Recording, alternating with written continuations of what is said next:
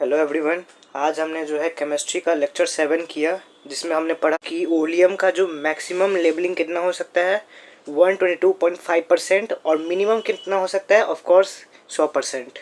अब देखिए नॉर्मेलिटी क्या होता है। नॉर्मेलिटी होता है number of gram equivalent of solute divide by volume of solution.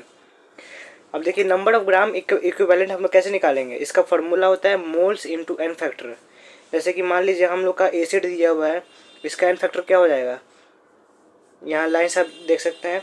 चाहे बेस हो, बेस का भी एन फैक्टर यहाँ दिया हुआ है, लिख सकते हैं हम लोग। अगर सॉल्ट का एन फैक्टर निकालना है तो उसका जो मतलब जो पावर होगा उसको मल्टीप्लाई करके लिख देना है, वही होगा हम लोग का एन फैक्टर। अब हमने देखा नॉर्मेलिटी का जो फार्मूला देखा उसको हम लोग ऐसे लिख सकते हैं।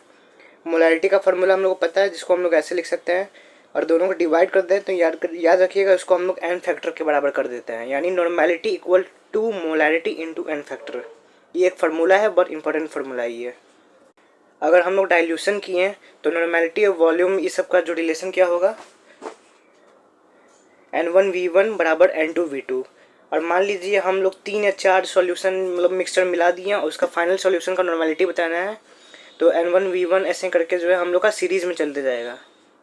वेपर प्रेशर क्या होता है कि जब भी जो है मतलब वाटर के ऊपर मतलब जब rate of reaction equal to rate of backward reaction हो जाएगा, तो जो हम लोग का जो ऊपर में जो गैस बचेगा तब उस समय जो प्रेशर लगाएगा उसको बोलते हैं हम लोग वेपर प्रेशर। और उस समय जो पार्टिकल्स होगा उसको बोलेंगे हम लोग सैचुरेटेड वेपर। सैचुरेटेड वेपर क्या होता है, ये मैक्सिमम नंबर ऑफ मोल्स होता है जब जो है वो सिस्टम जो है इक्विलिब्रियम पे हो। याद रखिएगा, जो इक्विलिब्रियम कांस्टेंट है वो डायरेक्टली इक्वल होता है प्रेशर के, और ये इक्वल होता है वेपर प्रेशर के।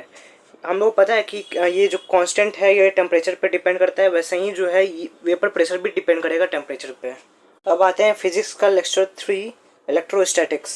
जैसे एक क्वेश्चन है, हम ये पॉइंट सी है, हम लोग को यहाँ पे नेट रिजल्टेंट बताना है चार्ज का। देखिए ये प्लस है, ये प्लस है, यानी दोनों लाइक चार्ज है, रिपेल करेगा, यानी ये मतलब बाहर आ जाएगा।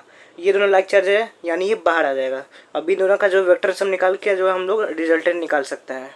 अब जैसे कि ये क्वेश्चन है, यहाँ एगो माइनस चार्ज है और यहाँ एगो मतलब मास एम है जो प्लस चार्ज है, तो माइनस एम कितना हो जाए कि ये जो ब्लॉक उठ जाए। तो देखिए नॉर्मली है कि हम लोग का कितना फोर्स चाहिए हम लोग को उठाने के लिए, mg चाहिए, यानी q का कितना वैल्यू होना चाहिए, mg चाहिए। अब देखिए फोर्स किसके बराबर होता है, mg। यहाँ पे इलेक्ट्रोस्टैटिक फोर्स का कितना वैल्यू हो जाएगा, F बराबर KQ1। दोनों को इक्वेट कर देंगे, हम लोग का आंसर आ जाएगा ये। बोल दे कि नंबर ऑफ इलेक्ट्रॉन बताना है तो q बराबर ne को पुट कर देंगे, बस हो गया, हम लोग का यही आंसर हो जाएगा।